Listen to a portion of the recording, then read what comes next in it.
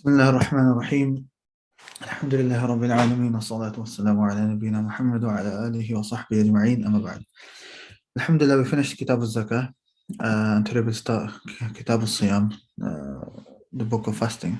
Just before we do, a couple of things regarding the stolen. Yes, just wanted to confirm that those enter. And as for the Zakah of the Baqar, subhanAllah, made a mistake. So yes, when he said what I explained was wrong, so make sure you guys just correct this, inshallah. Where he says then after 100, one sheep. So basically, it's similar to the waqs issue that we mentioned here. So every 100 after 300, so 400, even 300 and more than that. That and is waqs, and it's not included in the zakah. And the zakah is given. So waqs, more we don't include the waqs, so we stay at the lower number, just like we did for 40, 50, for the camels and the cows and buffaloes. So if we had 570, it would be 5. We have to give 5 sheep, and the 70 is waqs. Obviously, for this, the waqs can go up to basically 99, basically. Unlike over here, because obviously the difference between them is only 10, so the waqs will be 9. But for the sheep and goat, if it's 920, then the khalas is 9, and 20 is waqs. If it was 1203, it's 12, and so on. So inshallah, I think I explained it as the next number, right? No, that was incorrect by me, so make sure you just correct that. And that's one of the questions here. I can't remember what it was. I think the answer was 5. I can't remember. There was a question here somewhere. So make sure you correct that as well. Okay, today, alhamdulillah, we're going to start the book of fasting. And like I said, I'm not going to go into too much detail. But in the beginning, I might want to add a few extra points, just for extra benefit, inshallah. Fasting, what is fasting? Fasting literally means to withhold. Also, linguistically means to withhold. So linguistically, fasting means to withhold, al-imsak, right? And I think the connection between the linguistic meaning and the Islamic meaning is quite is apparent. What's the Islamic meaning? It is worshipping Allah by withholding from food, drink, and that which breaks the fast from sunrise to sunset. So it is worship. So somebody just doesn't eat, not for worship but for a diet, then it's not fasting in the Islamic meaning. Food and drink and all of the other nullifiers of fasting. Okay, and from sunrise to sunset, that's the time. So that's the definition. Obviously, the link is withholding. So you withhold from the mufattirat, from those things that nullify your fast. So that is the definition. As an extra benefit, I'll give you the definition of Ramadan also. The definition of Ramadan. Ramadan is from the word Ramadan, Ra Mim Dad, Ramadan. Okay, and Ramadan, it means to burn. It means to burn. So the reason Ramadan is called Ramadan is because the time when the months were given their names, it was a very, very hot time. It was a very, very hot time. So due to that, they called Ramadan, the month of Ramadan, because the time was very hot. Now, that seems to be the stronger opinion. However, other ulama like Imam al-Qurtubi mentions in his tafsir another meaning, which is it's called Ramadan, or Ramadan is called Ramadan because it yarmidu al-dhunub, it burns sins. It burns the sins. So Ramadan is a month where the sins are basically forgiven, due to the good deeds that a person does and the tawbah that he does, and so on. However, the reason we say the other is stronger because Ramadan was there, the month of Ramadan was there before Islam as well. So before the fasting was obligatory and so on. Na'am, Wallahu a'lam.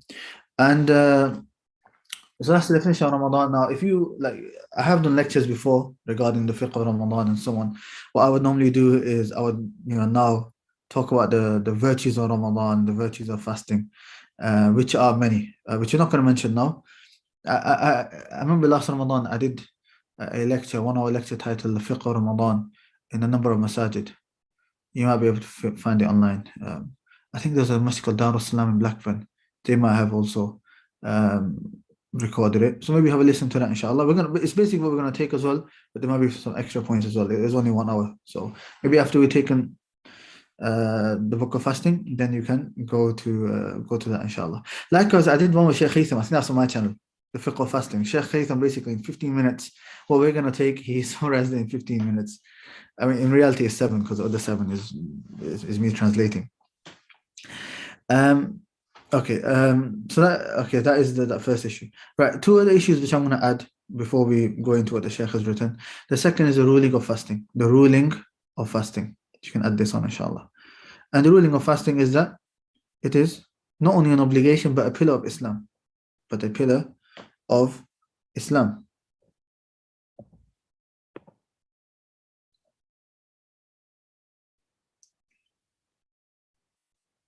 And whoever rejects this obligation is not a Muslim. Because something which is known by necessity, something which is known regarding the religion by necessity.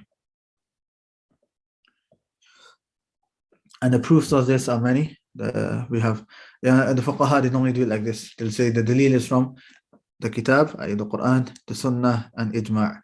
And sometimes they'll add more, but they'll say it like this: Quran, sunnah, and ijma'. And that's way of doing it, because it shows the different types of adillah. So from the Quran is the famous ayah in Surah Baqarah, Ya ayyuhalladhina amanu kutiba alaykum as-siyam. Or you believe fasting has been made prescribed upon you, or be made obligatory upon you. As for hadith, you have the religion is built upon 5, and then mentions the 5 pillars, and from them is fasting. And ijma', the ulama have the consensus of the ulama. The next issue, the third issue now, so we had the definition, the ruling. The next is the wisdom. What's the wisdom of fasting? The wisdom of fasting. The wisdom of fasting, there are 2. We're going to split them into 2. Primary wisdom and secondary wisdom. Primary wisdom and secondary wisdom. As for primary wisdom, that is mentioned in the ayah that's mentioned, Ya ayyuhalladhina amanu kutiba alaykum as-siyam kama kutiba ala alladhina min qablikum la'allakum tattaqun. Or you who believe, fasting has been made obligatory upon you, just as it was made obligatory upon those before you, la'allakum tattaqun, so that you may gain the taqwa of Allah. You may gain the taqwa of Allah. So the primary objective of fasting is gaining the taqwa of Allah, getting close to Allah subhanahu wa ta'ala. And this is done by many ways. Now is not the time to go into them. Maybe tafsir of this ayah or something like that, we'll mention it. Right now is not the time to go into it, because we're focusing more on the fiqh side of it. But there's many reasons. People stay away from more haram. People do more good. Likewise, Shaykh Abdul Hamid mentioned once that when you fast, but we don't know hadith that shaitan yajri majra dam. I can't remember if it's Bukhari or Muslim, but a shaitan, he basically goes through the blood or the veins of a human. But when you fast, those veins become narrower. They become narrow, so it's harder for shaitan to have an effect on you. And other reasons as well. Like I said, this isn't the time. But we move on to the secondary objectives. The secondary objectives. And the secondary objectives are many. Secondary objective is to acknowledge the blessings of Allah upon you. Acknowledge the blessings of Allah upon you. And also to remember the poor. Also have good manners and interactions with others. Also to gain patience and sincerity. Patience and sincerity. And to make less your desires and control your desires. And also physical health benefits as well. All these benefits and many more, all these benefits are secondary. They're not primary, because whenever you want to give an answer, we should look at the Quran and Sunnah. The primary objective is what you mentioned, gaining taqwa. And everything else, that's the beauty of Islam. What Islam commands is not restricted to one benefit, but there are many other benefits. So these were just some points which I wanted to start off with. As for the actual fiqh of fasting, then we start off with the pillars of fasting. The pillars of fasting are 2. The intention and withholding from that which breaks, staying away from the mufattirat, the nullifiers of fasting. Right, what they've done here, look, you can see that number 2 splits into 2, right? Like I said, because they've translated in English, they've kind of messed it up a little bit. But what splits into 2 is the intention. What splits into 2 is the intention. In the Arabic, the intention is in the right box. Okay, so the intention splits into 2, right? As for that which breaks the fast, we're going to get to shortly what are the things that break the fast. The Sheikh will talk about it shortly, inshallah. But we're going to quickly talk about the intention. The intention is of two types: the intention for the recommended fast and the intention for the obligatory fast. As for the intention for the obligatory fast, then it is a must to intend before Fajr prayer. When you make the intention before Fajr. What about Ramadan? Ramadan is every day you have to make an intention. There's a bit of khilaf, but as the Sheikh says, it is sufficient to initially intend at the beginning of the month. Okay, because that you're going to fast every single day. So the intention is there. And the fact that you wake up for suhoor and so on is also a sign for your intention. So it's okay to make one intention for the whole month. And then Shaykh, he says the place of the intention is the heart, and saying it is an act of innovation in worship. It's not being narrated to the Prophet, but says the intentions are allowed. Likewise, we don't say our intentions are allowed. You don't say, now I am opening the door, now I am closing the door. Like, there's no need. So intention is in the heart. As for the intention for the recommended fast, it is valid anytime during the day prior to breaking it. However, the reward begins when one intends to fast. So if you wake up, you've not eaten, you've not done any of the nullifiers, and then you decide, okay, you know what, I might as well fast the rest of the day and make an act of worship, then it is permissible. Because the Prophet ﷺ came home and asked one of his wives, might have been Aisha, what is that? She basically said nothing was there. So then the Prophet said, okay, therefore I am fasting. So then the Prophet fasted. But these are recommended fasts, not the obligatory fasts. Okay, what are the different types of recommended and obligatory fasts? We'll talk about it here. Types of fasting: obligatory as Ramadan, which is the main one. Also expiations. So if you've done certain actions, wrong actions, then as an expiation, sometimes you have to fast. And also a vow. A vow is saying, Wallahi, I will fast. Wallahi, I will do it. I'll fast on this day, or if this happens, then I will fast. Making promise to Allah. So you made it obligatory upon yourself, basically. Recommended are the other fasts, all of the other fasts, and the Shaykh will mention some of them shortly, inshallah. Right. So what have we taken so far? The meaning of fasting and also Ramadan, the ruling of fasting, the wisdom of fasting, the pillars of fasting. Stay away from the mufattirat. I'm going to use the word mufattirat. Okay, basically nullifies. Mufattirat. From word fitr. You might have iftar, right? Iftar is not that word, breaking your fast. Okay, which we're going to get to shortly. And then the intention. If it's obligatory, then it has to be before Fajr, and for Ramadan, the whole time is once for the whole month is fine in the beginning, and it has to be done in the heart. And also the recommended, it can be done anytime during the day as long as you have not fallen into any of the nullifiers. So they're the pillars of fasting, right? Because what is fasting? Making an intention and not falling into the nullifiers. If you've done that, then it is fine. And then the types of fasting is obligatory and recommended. Right, what are the conditions for the obligation of fasting? When is it obligatory upon somebody to fast? First is that they have to be a Muslim, right? The second is that they have to be sane, have to have intellect. The third is puberty. So before puberty, it's not obligatory upon them. But as the Shaykh says, as for younger children, then they should be encouraged to fast by the guardian. And some of these conditions, we talked a bit of the details in the, when talking about Salah and Zakah. So we're not going to go into that too much right now. But what we need to know is the apparent meaning. I think it's quite simple. As for the younger children, they should be encouraged to fast by the guardians. Number 4, not traveling. Not traveling. It is not obligatory upon the traveler. It is better to fast as long as there's no difficulties for ourselves did it. It is quicker in fulfilling the obligation, easier to acquire the virtues of the month. Okay, the traveler. The traveler, right? We're going to talk about the traveler now. I'm going to give you a bit of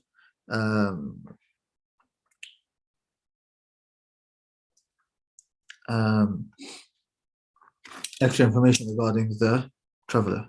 Okay, so the 4th condition is that you have to be muqim, resident. If you're traveling, then it's not obligatory upon you. However, what is better? Should you fast, should you not? Then we can split the traveler into 3. Okay, firstly, if the traveler, he finds fasting and not fasting the same, i.e., it doesn't really matter to him if he fasts or if he doesn't fast. He doesn't find any difficulty in fasting. Let's say he's traveling, but a nice first class ticket on a train. He doesn't find it difficult at all. Then it would be better for that person to fast. It would be better for that person to fast. So if he finds it the same, We wouldn't really say fasting easier. Okay, fasting is generally harder. So we'd say if him fasting and not fasting doesn't really make a difference, then it's better for him to um, fast, right? Um, why? The Sheikh mentions a few reasons. Because the Prophet ﷺ did it, because the Prophet used to fast while traveling. The thing is, in this issue, there are a few different ahadith, right? This is how you may ask that, how am I getting to the three different uh, scenarios? It's because the different hadiths. The Prophet would travel and fast. With other narrations, he would tell people off. He would say, for example, "Ulaika al-usah," they are sinning by them fasting. So we can split them into three scenarios, which you're going to get to, and you'll understand this is how we combine between all of the different hadith. So, anyways, back to this one. If it doesn't find any difficulty, then the Prophet did it, and it's quicker in fulfilling the obligation. So it's not in your head that you have to do it later, like you've done it, and it's easier because the third reason is that it's easier. Everyone else is doing it, right? When you have to make up and you're the only one doing it, it's a lot difficult. And fourthly, you acquire the virtues of the month, the month of Ramadan. That's the first scenario. The second scenario of the traveler is that if he finds it harder, if he finds it harder, if he finds it hard to fast while he is traveling, and finds a lot of difficulty, then it's better for him not to. Okay, because the Prophet ﷺ would always choose the easier option, and this is a concession given to him by Allah. And in the hadith, the Prophet ﷺ said, Allah loves when a person takes his concessions. So it's a concession. So it is, so you should take it. The third scenario is not only is it difficult, but a level higher, it's causing him harm. By him fasting, it's causing him harm. So it's not just like he's finding it hard, there's actual harm, whether it's physical harm or whatever type of harm. In that case, you would say it's haram. You're not allowed to fast because you're causing yourself harm. You're causing yourself harm. So that is in regards to the traveler. If you go to number 5, the fifth condition is good health. The opposite of this is the one who is ill. The one who is ill. Again, the ill, his scenarios are similar to the traveler. Okay, slightly different but similar. So again, we would say, look, you can add this in your notes as well. Is that the one who is ill, then he has 3 scenarios as well. He has 3 scenarios as well. The first scenario is that there's not his illness is very light. His illness is very light. It's a light headache or something like that. It's not really making a difference to him. Like he's doing everything else. He's going to school. He's going to work. So it's a very light illness. In that case, he has to fast. In that case, he has to fast. The second is that by him, that the illness is causing him a lot of difficulty. Okay. Then, if that is the case, then the sunnah is that he should break the fast and he shouldn't fast because he's taking the concession of Allah. And like I said, the Prophet would always choose the easy option. And many ayat, yuridullah and yukhafif ankum, Allah wants to make things easier for you, and so on. And then the third scenario is that by him fasting, it's going to harm him. By him fasting, it's going to harm him. Even if by him fasting, it's going to take him longer to recover, or anything like that. If there's any harm, then it is not allowed for him to fast. It is not allowed for him to fast. Now, so this is in regards to number 5, which is good health. And then the sixth condition is not in menses or postnatal bleeding. If a woman is on the menses or postnatal bleeding, then it's not allowed for her to fast, and she makes up those fasts later. She makes up those fasts later, as in the hadith of when the woman came to Aisha radiallahu anha and asked her, why is it that we have to make up fasting and we don't have to make up salah? And Aisha said, Haruriyatun anti. Haruriya is like one of the groups of the Khawarij. And then Aisha said, look, we've been commanded to make up our salah, to make up our fasting and not our salah. So that's just the ruling, okay? And to be honest, it makes sense. If you have to make up your salah, that's every month. That's very, very difficult to do. Whereas fasting is just once a year. Now, okay. So these are 6 conditions: Islam, sanity, reaching age of puberty, not traveling, good health, and not this is just for the women not being in menses or postnatal bleeding. Okay, and also went into a bit of detail regarding the traveler and regarding the good health. By the way, my lecture, subhanallah, some people may ask that. Alhamdulillah, I think that lecture that I did, I had no notes with me, right, at the time. And someone would ask, how is it? Firstly, I did a lecture in a few places, so the first time I did use notes. After that, you just kind of memorized it. But the reality is, all I have to memorize are the 6 points, all right? So I have to remember, okay, Islam, sanity, puberty, not traveling, good health, and women on the menstrual cycle or postnatal bleeding, right? Just those 6 points. How long did it take me to say that? Islam, sanity, puberty, not traveling, good health, women on the menstrual cycle and postnatal bleeding. 5 seconds. Let's say 10. Right, that's all I got memorized. Then you just explain that slowly, and then I go into a bit of detail with the traveling and the good health, and I both are split into 3. And the simple explanation of that is you do whatever's easier for you. You do whatever's easier for you. So if you can't do it, you do. You do it. If you find it difficult, khalas, don't do it. So you just got to memorize the main points or the main ahadith, and that's it. You don't need to memorize the details. Okay, so that's maybe that's why it's very important to memorize these points. Right now we're doing basic fiqh. Even when you get to the bigger books, you'll find that it's based upon these. It's based upon what the Shaykh has in here. Now, right. The next issue is a type of sickness which concern the fasting. Right, we talked about a person who is ill. Okay, should he fast? Should he not fast on that day? But right now we're going to talk about sickness from a different angle, which is if he's got a sickness which prevented him from fasting. So we talked about can he fast, can he not? But now we're going to talk about a certain illness. If he doesn't fast, what are the different type of illnesses then? So maybe you can make it a branch of the third one, where if he doesn't fast, or the second or third, what is the case? And then what does he do? Does he make it up, or does he have to give a kafara? What is the case? And if he doesn't fast, or that sickness which stops him from fasting, then it's of 2 types: either a temporary illness or a permanent illness. If it's temporary, which makes it difficult to fast, similarly the menses and postnatal bleeding or breastfeeding and traveling. Just remember me before I forget, I want to talk about the breastfeeding women and also the pregnant woman as well, and that issue. Just remember me before we finish that I speak about that. Anyways, what is that? What's the ruling of that? Then the ruling is that they make up. Right, whenever that illness goes, because it's temporary, right? It's temporary, so it's hoped that a general person that they will get better, right? So like the menses, normally it's a week and then they're not in the menses anymore, right? Likewise, breastfeeding, you're not going to breastfeeding forever, right? So whenever they're able to do so, then they do it. And if they aren't able to, meaning they pass away and they're still in that state, then they don't have to make up, and nobody has to make up on their behalf, okay? Because they don't have the ability to. Obviously, if they became better, they can be better, and then they didn't do it, then that's a different issue. But and that's why you should always do it straight away. But as the Sheikh says, one makes up for the days one's able to. If one dies before able to, one is pardoned. Okay, so this is the first type. In Arabic it's called الذي يرجى برؤه. المرض الذي يرجى برؤه. برؤه means to be cured, basically. So it's yurja, is hope that they are cured, i.e. temporary. The second is permanent. Permanent sickness or illness are those where generally there's no hope that this person will become better. So whether it's like cancer, a terminal illness, or even if it's the old person is not going to get younger, right? So generally they want to get better. What does that person do? Because now this person, generally, obviously anything can happen, but generally this person is not going to get better, so he's not going to have the ability to fast.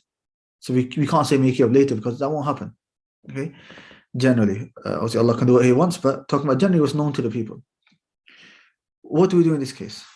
He or she does not have to fast, because they can't, but feeds a poor person for each day. But to feed a poor person for each day, either by gathering them for lunch or dinner, or feeding them separately, or each day. So you can do it anyway. Each day that they don't fast, they can feed someone. Or I think Anas radiallahu anhu, at the end of the month, he would gather 34 people and feed them at once. That's fine. Each person should be given a quarter sa', or about 510 grams of good wheat. It is preferred to also give something to eat with, such as meat. So in simple terms, sicknesses are 2 types: temporary and permanent. If it's temporary, Then once they get better, they make you up. And if they're not able to, if they pass away before able to, then there's nothing upon them. And if it's permanent, then for every day they feed the poor person. For every day they feed a poor person. Right. Here I just want to talk about the issue of the breastfeeding woman and the pregnant woman. What about her? Does she have to fast or not? If she fears for herself, okay, and her health, then she doesn't. Okay, and then she makes it up later when she can, because it's type of sickness. That's the first. The second is if they fear for themselves and upon the baby. But by them fasting on themselves and upon the baby, then same as state number one, that they don't have to fast and they make it up later. The third is if they fear not for themselves but only upon the baby or upon the child. If they fear only for the child. In this, there is some khilaf.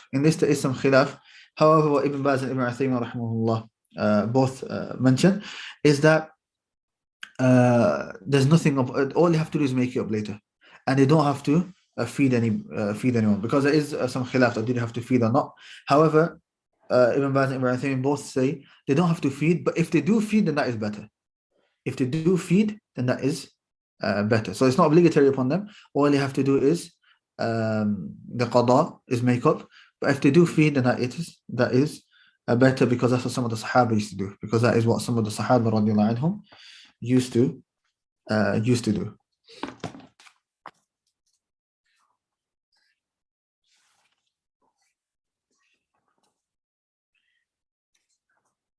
Okay. The next issue the Shaykh talks about is, how is the beginning of the month of Ramadan confirmed? Two ways. How do we know how Ramadan is confirmed? Two ways. Either by seeing the crescent, so by seeing the crescent, or secondly, completing Sha'ban 30 days. If you can't see the cloudy and you can't see, then you complete it. And you're not allowed to fast that day. We're going to get to it. Yawm al-Shak, the day where you may think, okay, but the crescent could be there, but we can't see it. It's known as the day of doubt. Yawm al-Shak. You're not allowed to fast on that day. I think it was Ammar radiallahu anh, he said that whoever fasts on the day of Shak, فَقَدْ عَصَى أَبَا الْقَاسِمِ, then he has disobeyed Abu al-Qasim, i.e. the Prophet ﷺ. So these are two ways. Seeing, it has to be seeing. It can't be done by calculations or anything like that. It has to be seeing. The Prophet ﷺ said, صُومُوا لِرُؤْيَتِهِ, fast by seeing it. So the Prophet ﷺ connected the ruling to seeing. You know, back in those days, you think they didn't have any way of working out? They had their own ways of working out. Might not have been as advanced as we have it now, but they had their own ways of doing it. Right? But then the Prophet ﷺ still said, he linked the ruling to seeing, to seeing. Okay. Now, the last thing that we'll take today, inshallah, is what breaks the fast. What breaks the fast for today? So you guys have got all that to go over, inshallah. Firstly, very, very simple. Eating or drinking intentionally. If one forgets, then the fasting is valid. So if you eat or drink intentionally, then intentionally is broken. If you do it forgetfully, then your fast is valid. It comes in the hadith, فَإِنَّمَا أَطْعَمَهُ اللَّهُ وَسَقَاهُ. Allah has fed that person and given him drink. Number two is intercourse. Right. Intercourse is one of the worst actions that you can do, because not only do you have to, and this is during the day of Ramadan. The Shaykh says, if it is done during the day of Ramadan, at night it is permissible. Because not only do you have to make it up, but you have to do not a normal expiation, but a major expiation.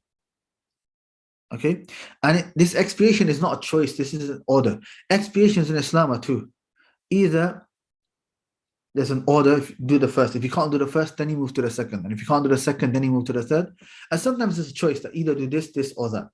And there are some which are a bit of a there's combination. So you have a choice of three things, and if you can't do that, then you move to the next. But in this one here, it's in order. A lot of people think that you can just feed poor people. La, that's the last step. What do we do? It says, and this is this is mentioned now when the Bedouin came to the Prophet ﷺ mentioning that he had done this. Then the Prophet ﷺ, he said, can you do this? And when he said no, then the Prophet ﷺ said, move to the next one. Okay. It is an obligation upon that person to do the major expiation. It's called al-kafara Al-Mughalladha. Al-Mughalladha, a very heavy and major expiation. Okay, let me just find the hadith for you guys. I'll give it to you now. Hadith in Bukhari, 2600 and 1111. Muslim. Bukhari 2600 and Muslim 1111. So Bukhari 2600 and Muslim 1111. Now, so what do you do? Number one is free a slave. And nowadays we don't have slaves, so we can move on to the second. So freeing a slave, if unable to find, one must fast for 2 consecutive months. 60 days, 2 consecutive months you have to fast. And when we mean consecutives, it means no missing. Meaning, if you do, let's say, 55 days, and then you miss a day, you have to start all over again. You have to start all over again. If you're not able to do that, like you're actually not able, you're too old to do it, or you're ill, only then do you move to the next, which is one must feed 60 poor people. Only then do you move to the next, which is feeding 60 poor people. And the third is exiting of sperm due to touching, kissing, or hugging. If a person knows he can control himself, it is permissible to do so, but they should, they shouldn't. In Ramadan, they should control themselves. But if they ejaculate, and that is, the Sheikh mentioned touching, kissing, or hugging, but even if through, masturbation, it's not permissible. But if a person does do it, then that would break the fast. Obviously, but they don't have to do that. They have to make you up. They don't have to do the major expiation. That major expiation is only for the one who has intercourse during the day of Ramadan. Number 4, that which takes the same ruling as eating and drinking. So number 1 is eating and drinking. Number 4 is that which takes the ruling of eating and drinking. So, some people, for example, they can't eat normal food. So they have these injections which have nutrients inside, right? It says in nutritional vaccines. That, for that person, that's his food and drink. So that's considered eating and drinking. That is considered eating and drinking for that person.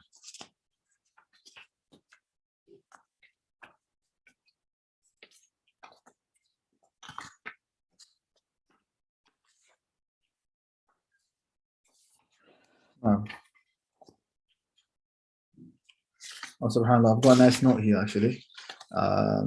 When you talked about, people who are excused, we talked about the ill person and so on. I've got one of my notes here, you can add this in if you want, inshallah, is regarding students that have exams. Are they excused from fasting? Answers no. And here I've got a few of the battles of the Sahaba, radiallahu anhum, that took place in Ramadan. So we have Battle of Badr, that took place on the 17th of Ramadan in the 2nd year of Hijrah. The 17th of Ramadan and the 2nd year of Hijrah. Then the conquest of Mecca. So first was Battle of Badr. Second was conquest of Mecca. That was the 10th of Ramadan in the 8th year. 10th of Ramadan. We had the Battle of Qadisiyah. The Battle of Qadisiyah, which took place on the 15th of Ramadan, which was led by Sa'ad ibn Abi Waqqas and others. I have others as well. But just to show that if Sahaba are going into battle, then what is an example? In fact, fasting and being obedient to Allah should help you. It's a means of help from Allah subhanahu wa ta'ala in your exam. And you should and you have to be wise in how you spend your time and when you sleep and so on, right? Regarding the diabetic insulin injections, because we're talking about that which is the ruling of eating and drinking, Ibn Baz rahimahullah, he said it's permissible. He said it is permissible and that does not break the fast.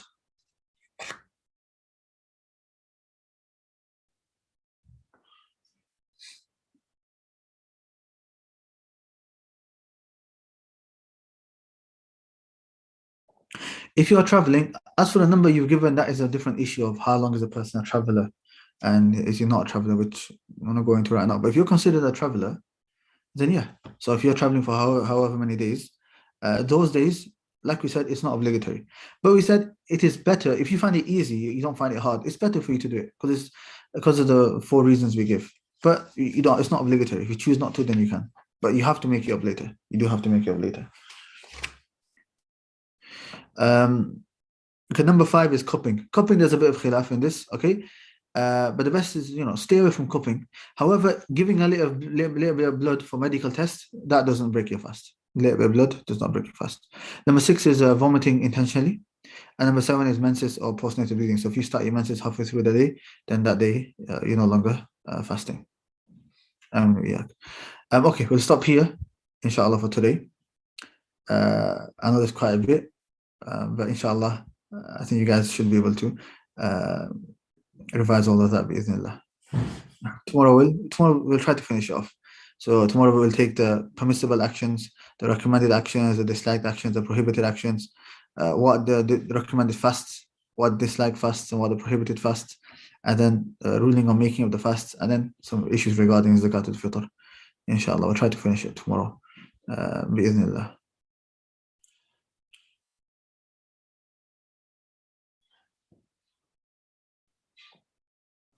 Also, sir, if traveling in Ramadan is not essential, holiday or work, should we still try travel or not? To be honest, Ramadan, you should try not to travel because you're wasting the time of Ramadan.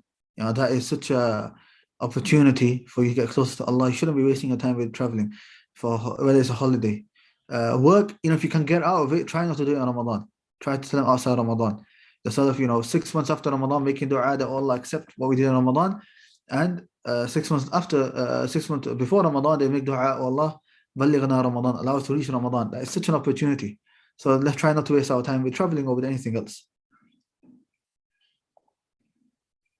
When feeding the poor, yeah, you can. Charities or basically giving it to anybody, whether it's a charity or not, to feed the poor on your behalf is permissible. That is permissible. So if you know any trustworthy charities, then yeah, you can give it to them. That's not an issue whatsoever. That's permissible. It's not a condition that you yourself have to do. If you give them money to somebody else, that best.